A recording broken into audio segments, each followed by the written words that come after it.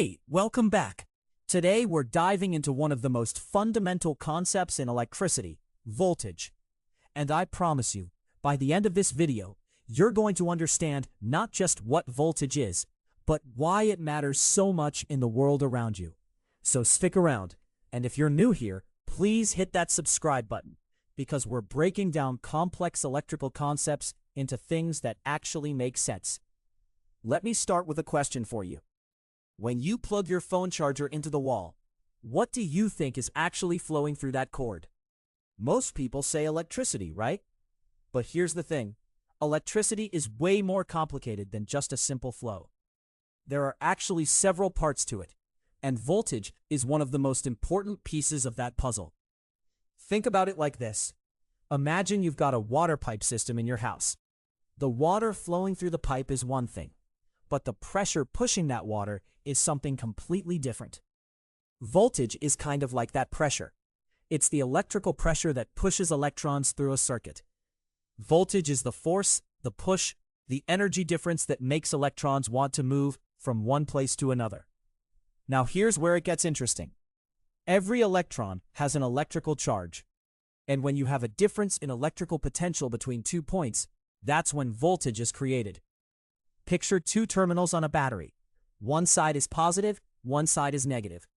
Electrons naturally want to move from the negative side to the positive side because of this potential difference. That difference in potential is literally what we call voltage. So here's your first real question to think about. If voltage is the push that makes electrons move, what do you think determines how much push you need? Is it the type of material, the temperature, or something else entirely? Pause the video and drop your answer in the comments. I'd love to hear what you think. Now let's get more specific about how voltage actually works. Imagine you're holding a water balloon that's super stretched out and full of water. That water inside is under pressure. When you poke a hole in it, the water shoots out because of that pressure difference between inside and outside. Voltage works almost exactly the same way. You've got this potential difference between 2 points, and electrons want to escape from that pressure. Here's something that might blow your mind though. Voltage doesn't actually depend on how many electrons you have. You could have a battery with millions of electrons or just a few, and the voltage stays the same.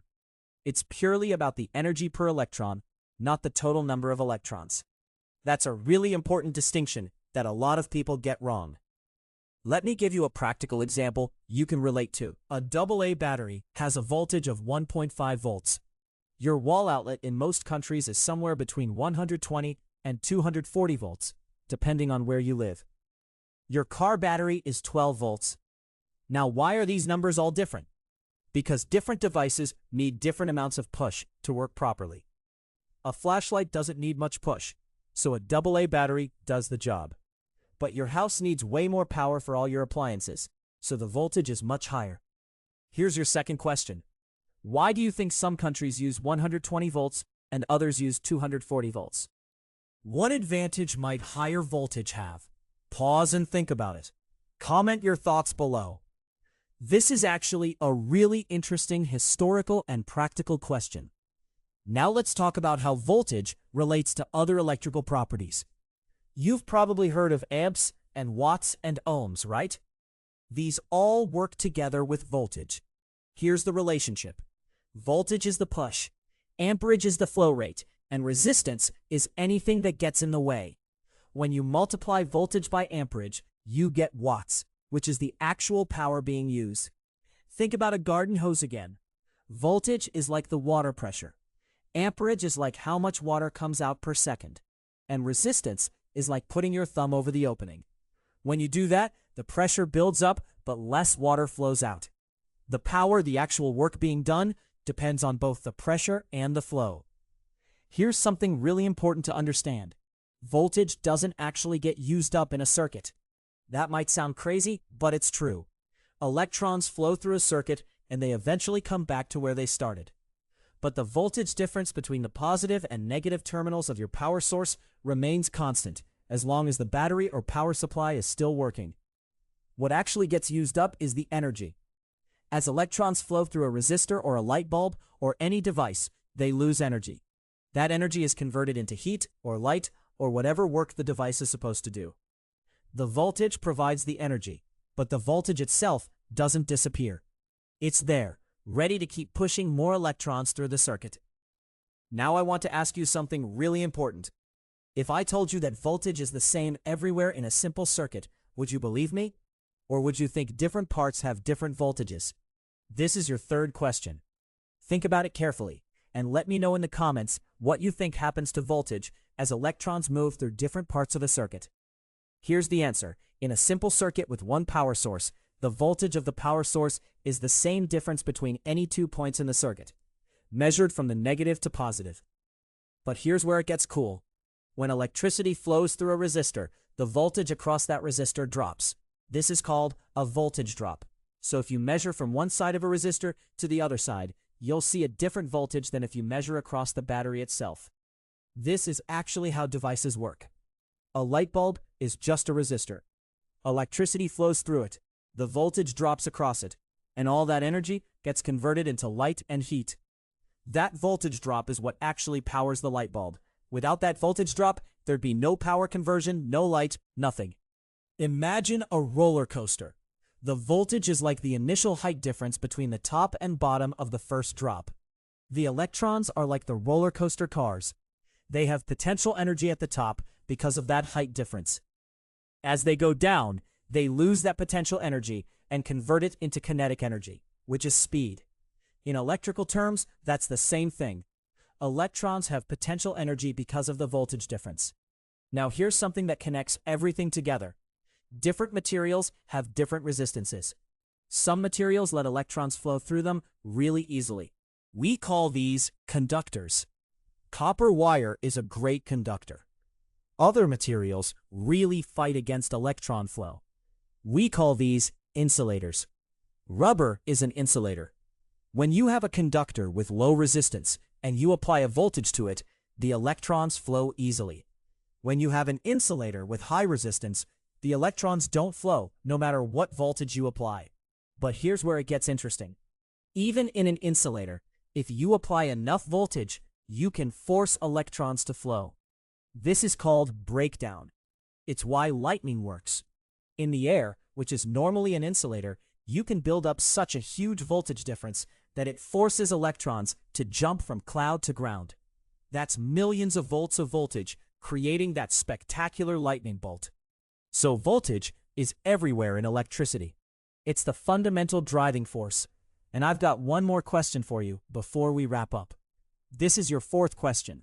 In a battery, what do you think is actually creating that voltage difference between the positive and negative terminals? Is it the chemicals inside, the metal types, or something completely different? Pause and think about it. Put your answer in the comments. The answer is it's the chemical reactions inside the battery. Different chemicals have different tendencies to give up or accept electrons. When you connect a battery to a circuit, those chemical reactions push electrons toward the negative terminal and pull them away from the positive terminal. This creates and maintains that voltage difference. When the chemicals are used up, the voltage drops and the battery dies. Now let's talk about something practical. Why do you think your phone charger has different voltages than your wall outlet? It's because your phone's battery and circuitry can't handle the full 120 or 240 volts from the wall.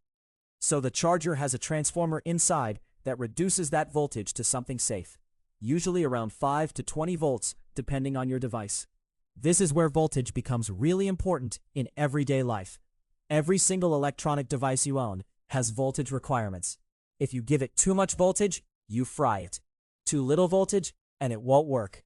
Designers have to carefully choose voltages that give devices enough power to work while keeping them safe and efficient. Here's your fifth and final question before we wrap up. If you could design a new electronic device, what voltage would you choose for it and why? Think about safety, efficiency, power requirements, all of that. Comment your answer below. I genuinely want to hear your thinking on this. The reason I love this question is because it shows that voltage isn't just some abstract concept.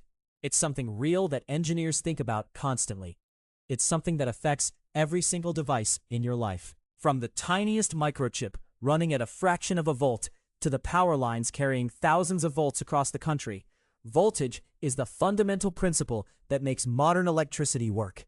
So to sum it all up, Voltage is the electrical potential difference that pushes electrons through a circuit. It's the pressure in the system. It's not consumed, but it does the work of powering our devices through voltage drops across resistances. Different devices need different voltages, and understanding voltage is the key to understanding how electricity actually works in the real world. I really hope this video helped you understand voltage better. If it did, please give it a like. Your support seriously helps me make more of these videos. And if you're enjoying learning about electricity and physics, I'd love for you to subscribe to the channel. We're going to keep breaking down these complex ideas into things that make sense. Thanks so much for watching, and I'll see you in the next one.